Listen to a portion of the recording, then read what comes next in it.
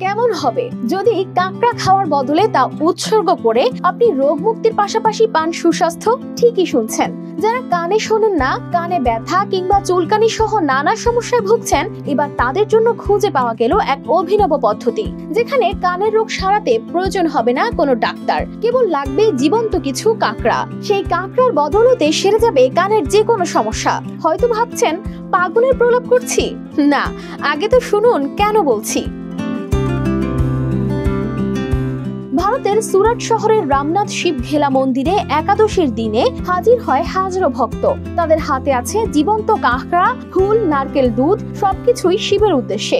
মন্দিরের ভেতর শঙ্খের সুর আর ধূপের ঘ্রাণে ভরে ওঠে চারপাশ। ভক্তরা পুকুরে ছেড়ে দেন কাঁকড়া, ঢালেন জল আর নারকেল দুধ।